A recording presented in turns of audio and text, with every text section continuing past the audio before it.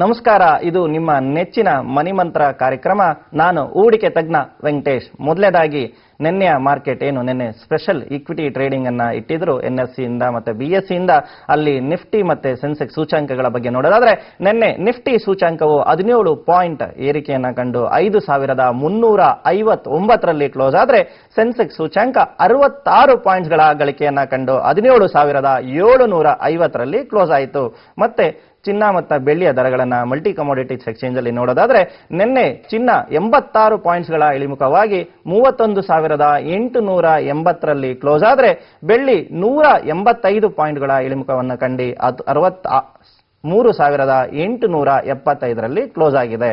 ಮತ್ತೆ ಎಂದಿನಂತೆ ಪ್ರತಿನಿತ್ಯ ನಮ್ಮ ಸಜೆಷನ್ಸ್ ಗಳನ್ನ ತಮಗೆ ತಿಳಿಸ್ತಾ ಬರ್ತಾ ಇದೀವಿ, ಮಾರ್ಕೆಟ್ ನ ವ್ಯೂ ಗಳನ್ನ ಕೊಡ್ತಾ ಇದೀವಿ.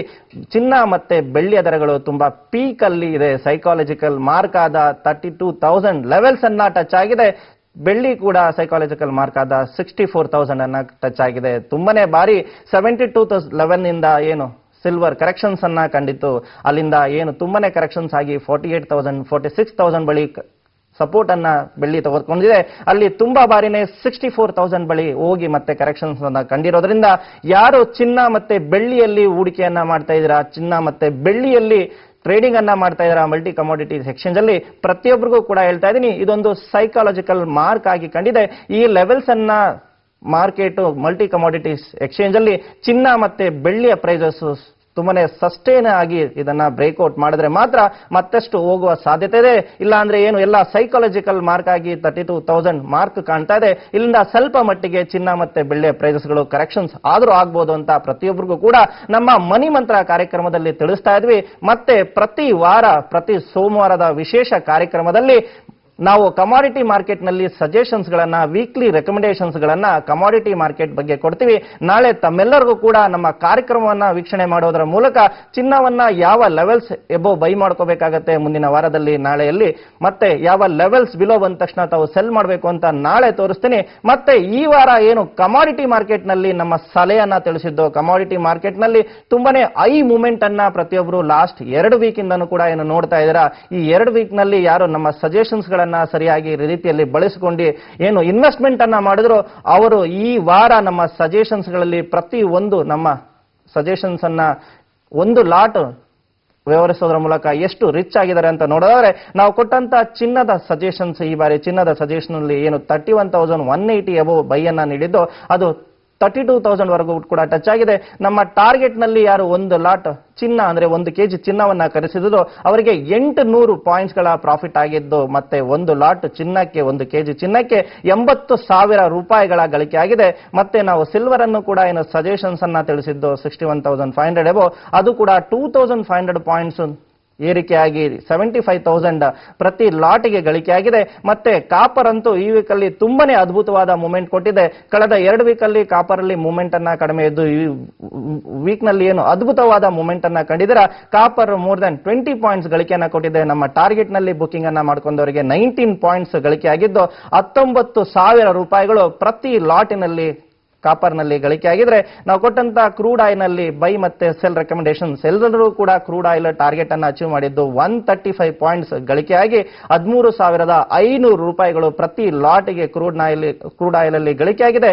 ಮತ್ತೆ ನ್ಯಾಚುರಲ್ ಗ್ಯಾಸ್ ಕೂಡ ಬೋತ್ ಸೈಡ್ ಟ್ರೇಡ್ ಅನ್ನ ಇನಿಷಿಯೇಟ್ ಮಾಡಿ 8 ಪಾಯಿಂಟ್ಸ್ ಗಳ ನ್ಯಾಚುರಲ್ ಗ್ಯಾಸ್ ನಲ್ಲಿ ಗಳಿಕೆಯನ್ನ ನೀಡಿ 10,000 ರೂಪಾಯಿಗಳ ನ್ಯಾಚುರಲ್ ಗ್ಯಾಸ್ ನಲ್ಲಿ ಗಳಿಕೆ ಆಗಿದೆ. ನಾವೇನು ಕಮಾಡಿಟಿ ಸಲಹೆಗಳನ್ನ, ಕಮಾಡಿಟಿ ಅಂದ್ರೇನೆ ಎಸೆನ್ಷಿಯಲ್ ಆರ್ಟಿಕಲ್ಸ್, ಪ್ರತಿಯೊಬ್ಬರು ಕೂಡ ಕಮಾಡಿಟಿ ಮಾರ್ಕೆಟ್ ನಲ್ಲಿ ಅವೇರ್ನೆಸ್ ಅನ್ನ ಬೆಳೆಸ್ಕೊಡಿ.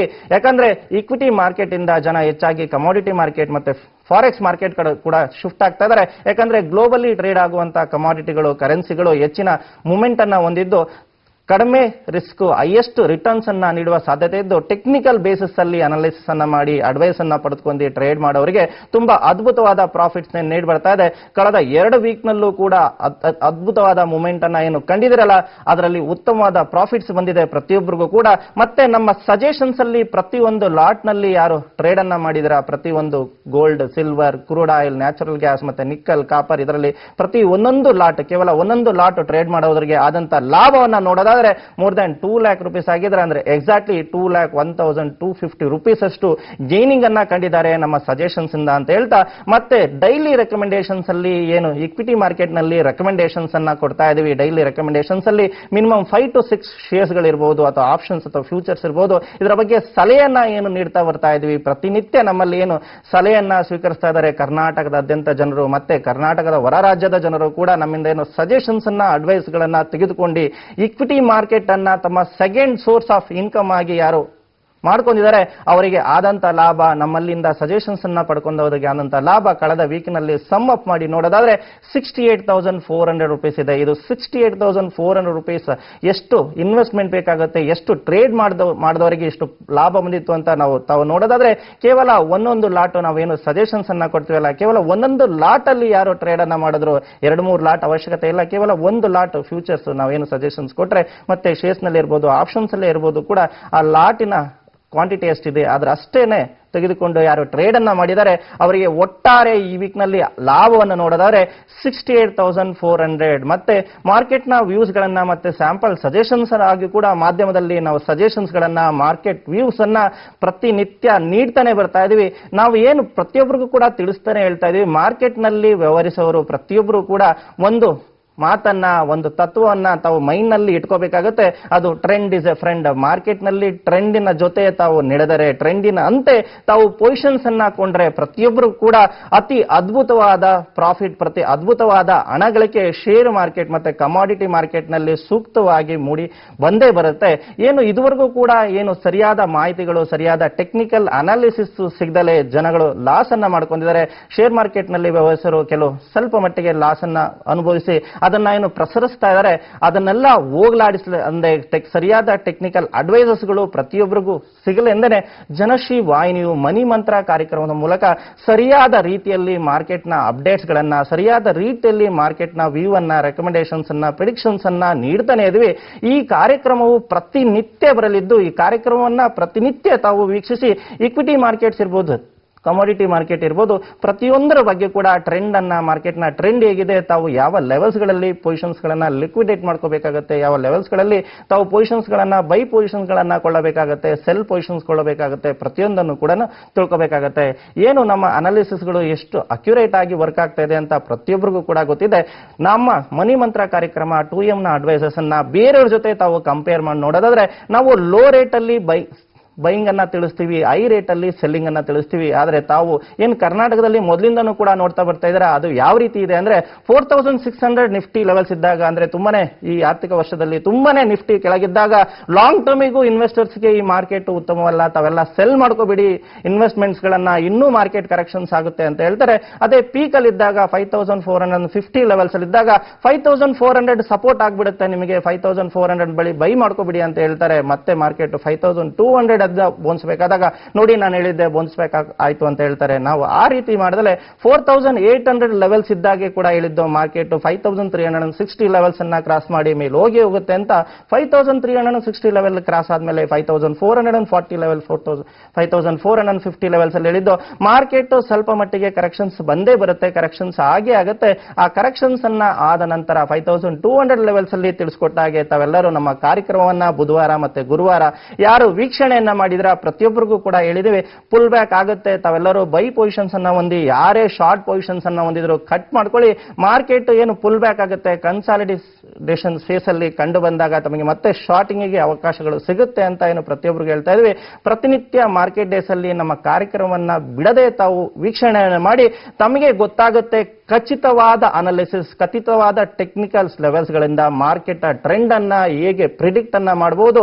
ಅದನ್ನ ಬಿಟ್ಟು ದಿನಕ್ಕೊಂದು ರೀತಿಯಂತೆ ದಿನಕ್ಕೊಂದು ಅನಾಲಿಸಿಸ್ ಅನ್ನ ಸುಮ್ಮನೆ ಫಂಡಮೆಂಟಲ್ ಬೇಸಿಸ್ ಅಲ್ಲಿ ಏನು ಅನಲೈಸ್ ಮಾಡಿ ಹೇಳ್ತಾರೆ, ಅವ್ರು ಹೇಗೆ ಬಣ್ಣವನ್ನ ಚೇಂಜ್ ಮಾಡ್ತಾರೆ, ತಾವು ಶೇರ್ಸ್ ಗಳನ್ನ ಕೊಂಡಿ ಅಂತ ಹೇಳ್ತಾರೆ, ಆ ರೇಟ್ಗಳೇ ತಮಗೆ ಸಿಗೋದಿಲ್ಲ, ಅಷ್ಟು ರೇಟ್ಗಳಲ್ಲಿ ತಮಗೆ ಬೈ ಮಾಡೋಕ್ಕೂ ಆಗೋದಿಲ್ಲ, ಸೆಲ್ ಮಾಡೋಕ್ಕೂ ಆಗೋದಿಲ್ಲ.